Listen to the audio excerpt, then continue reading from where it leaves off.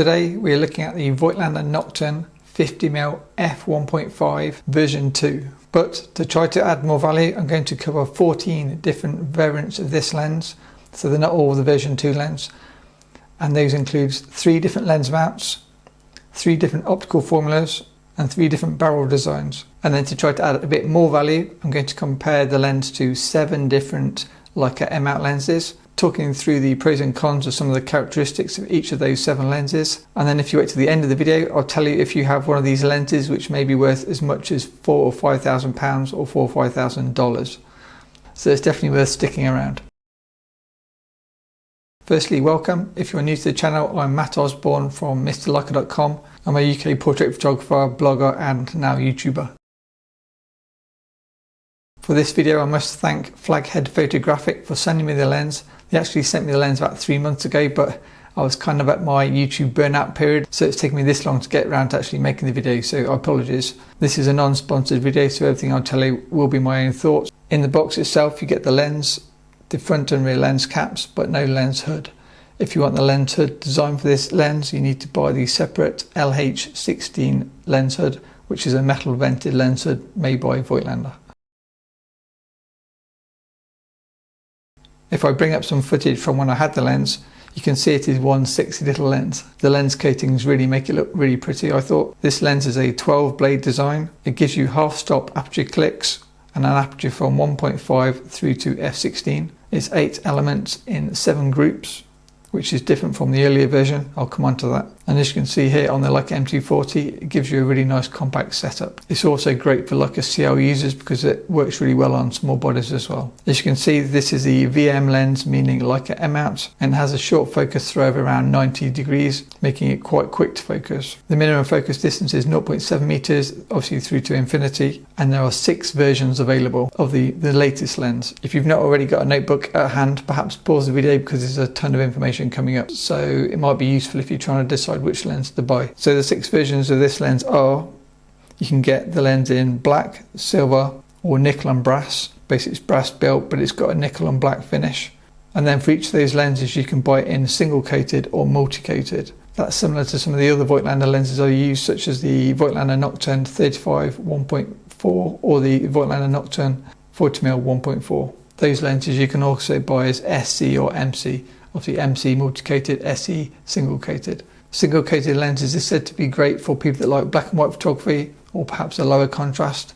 Personally I buy the multi-coated lenses, and as you saw, the lens I've got on test is the multi-coated nickel version, which is kind of the best looking kind of panda style version of the lens. In terms of weight, the black and silver aluminium alloy give a lighter lens, and they are 198 grams or 7 ounces, whereas the nickel and black brass build design weighs 255 grams or 9 ounces. This lens has a 43mm filter thread, giving you an idea of how small it is, and that's the same as the Voigtlander Nokton 40mm 1.4 if you use that lens. Now in terms of the look of this lens, I don't have my usual array of photos to try to show you one example of each characteristic that I'm trying to talk about. So instead I'm just going to list them off, and I'll bring up some photos in the background, but they may not tally because I've shot mostly portraits and that doesn't cover most of the statistics. So in terms of flare, this lens has minimal flare. I struggled to get it to flare in most situations. It has minimal chromatic aberrations. I did see purple fringing from around f1.5 to f2.8, but after that I didn't really see any. Because of the 12 straight blade lens design, it gives you really nice sun stars from around 2.8 onwards, which is really nice for anybody that likes sun stars. It might not be obvious in some of my pictures, but this lens does have heavy vignetting wide open through to around f2.8, and obviously then the more you stop it down, the less vignetting you'll get. Personally I quite like it, so I didn't really have an issue with this. The same with contrast. The contrast is okay wide open, but from f2 onwards, as you stop the lens down more, you're going to get increased contrast. The lens is said to have minor distortion, but I don't really notice it for my portrait photography. Now in terms of sharpness, when I first got this lens I was like, the build is amazing, it's got a really nice smooth focus throw, it's built like a Leica, but I found for my portraits close up, as you can see in this image, it's not particularly sharp wide open at 0.7 meters. For my portraits at 0.7 meters, which is most of the time, I use the lens mostly at f2 to get an increase in sharpness for my taste. but if you step back a few steps, the mid-range to infinity sharpness is actually really good, wide open through to infinity. Obviously the more you stop the lens down, the sharper the lens is going to get. So just bear that in mind. If you're shooting up close, you're not going to get as good results as you may on other lenses. And I'll cover the other lenses in a second. Lastly, for bokeh fans, I'll cover this more in a second versus other lenses, but for me it gave nice bokeh and cat eye bokeh, kind of the squashed circles or the rugby shaped balls at the edges of the frame, which I find totally fine for portraits. I quite like it. Okay, I have a big list of notes here, so excuse me if I'm looking up and down a bit. I'm going to compare the lens to 7 different lenses, and I can't show you side-by-side examples from each lens, but I'm just going to talk you through how the lenses vary, so it saves you googling 7 different lenses. So firstly, how does the version 2 of this lens compare to the version 1, which is also still available in the shops? So you can buy the old version with a classic design, which is a similar design to the Voigtlander Ultron 35 1.7 that I reviewed. And it has the kind of scalloped thin focus ring, which most people don't like. So comparing it to that lens, the version 2 is smaller, lighter, better sun stars because it's a 12 aperture blade design, sharper in the corners at 1.5, slight distortion versus slight pincushion, so better ergonomics than the version 1 because most people don't like the thin focus ring. I've got nothing against it personally, and the general consensus seems to be slightly smoother bokeh than the version 1. Both lenses are said to have similar sharpness in the center, and both lenses focus as close as 0.7 meters. As mentioned, the version 2 is 8 elements in 7 groups, where the version 1 is 6 elements in 5 groups. The version 1 weighs 220 grams, where the black version of the new one weighs 198 grams. So for all these, I'm going to compare it to the lighter version of the lens. Lastly, the version 2 is a lot sexier looking than the version 1.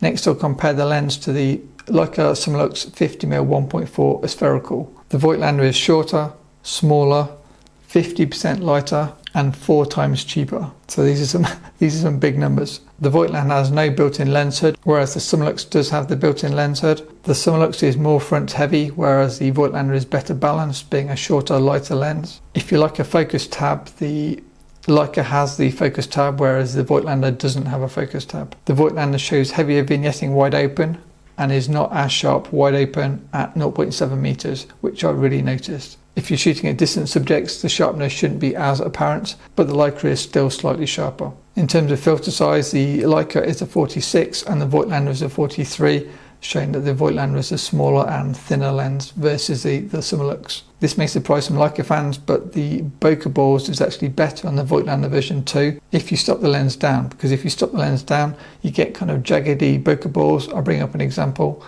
on the SUMMILUX, whereas on similar apertures on the Voigtlander, you get rounder looking bokeh balls. Next, we look at the Zeiss Sonar 50mm f1.5 ZM lens.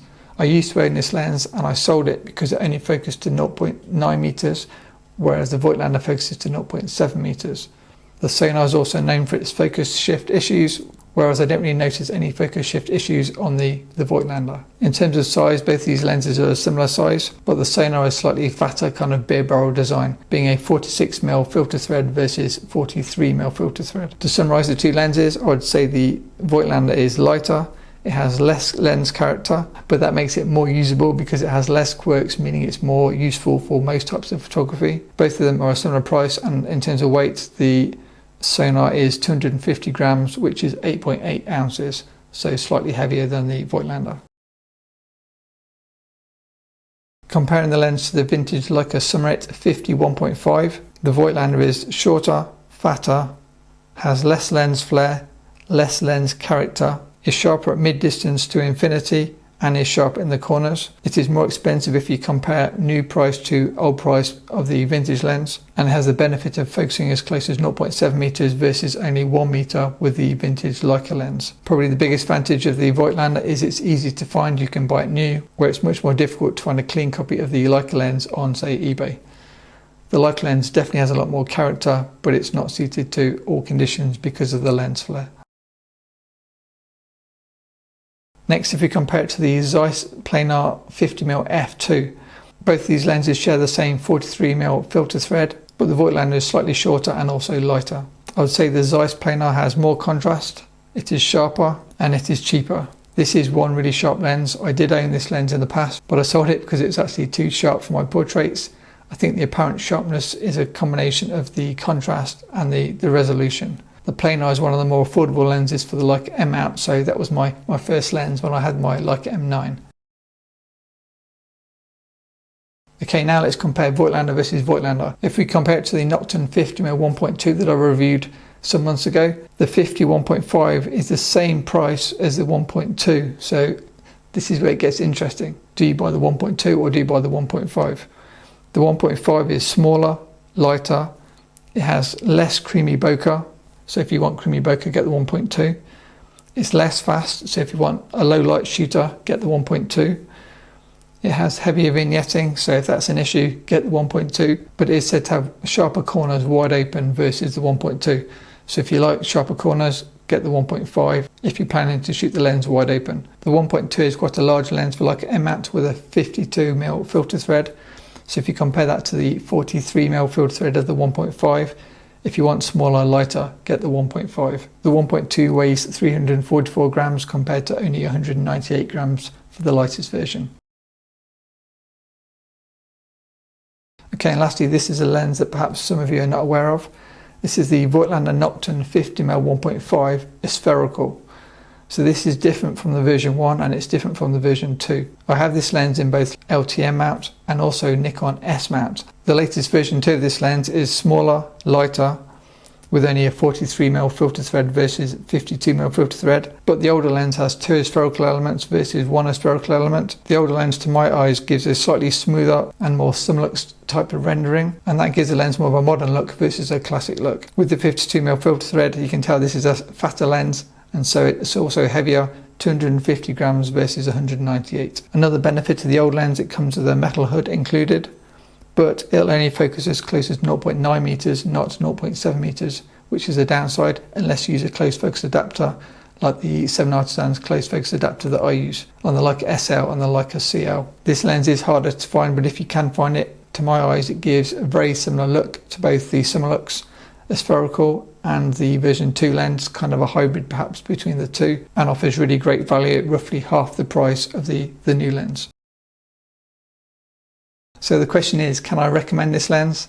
Absolutely, unless you shoot the lens at 0.7 meters as I did. For everything else, this lens is perfect. The size is amazing, it looks amazing, it balances really well on like M cameras, build quality is fantastic, and I think it just offers everything you need in kind of a great all-rounder 50mm lens for a Leica M mount.